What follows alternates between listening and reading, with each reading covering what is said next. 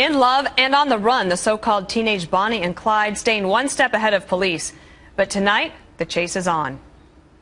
Now, if everybody will just take it easy, nobody will get hurt. You know them from the movies, Bonnie and Clyde, the legendary American outlaws. And now this teenage couple from Kentucky being called a real-life Bonnie and Clyde.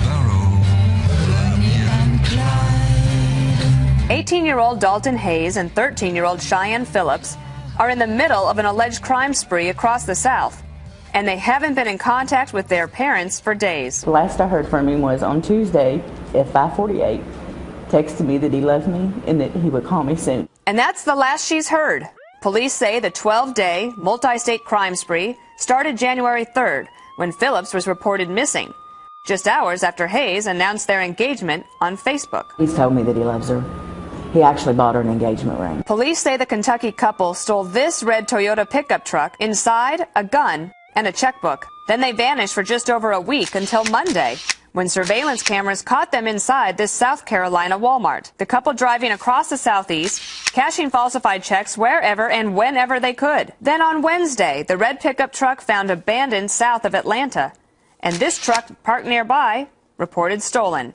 Inside, 2 guns stashed in the seat back pockets. We do not want that situation to get any worse than it already is. But the situation already is worse. The teenagers are armed, dangerous, and on the run. Stop chasing us. And now, a desperate plea to Dalton Hayes. Please come home.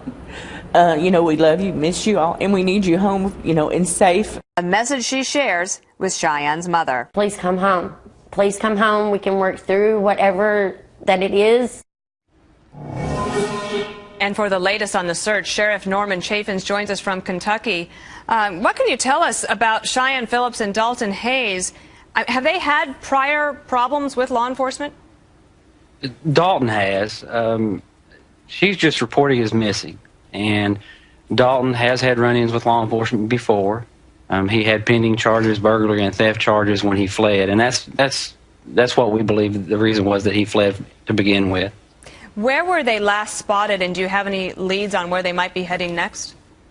We've received multiple tips from across the United States. We've received tips from Texas, from actually the state of Washington, which we ruled out.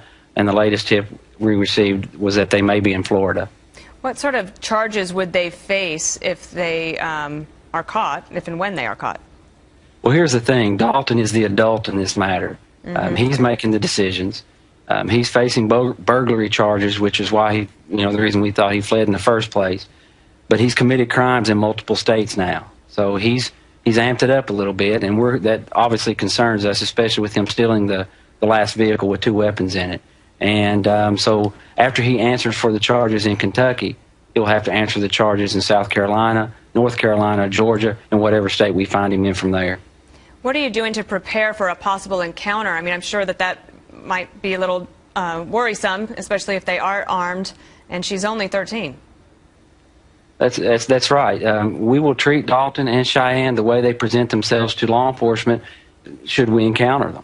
If they come out and, they say, hey, we're Dalton, we're Cheyenne, we're going to give up, then they'll be taken in without incident.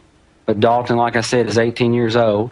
If he really cared for her, he would take her to a police station, drop her off, let her be safe, and then he can do whatever he thinks he needs to do. If someone spots this couple, what's the best thing for them to do? Immediately call 911. Wherever your local police are, they can respond. Do not try to approach them, apprehend them, give them a ride or anything, because we need to be the ones to handle that. All right. I hope the outcome is good on that one. Thank you, Sheriff, for joining us. Thanks for having me, Dana.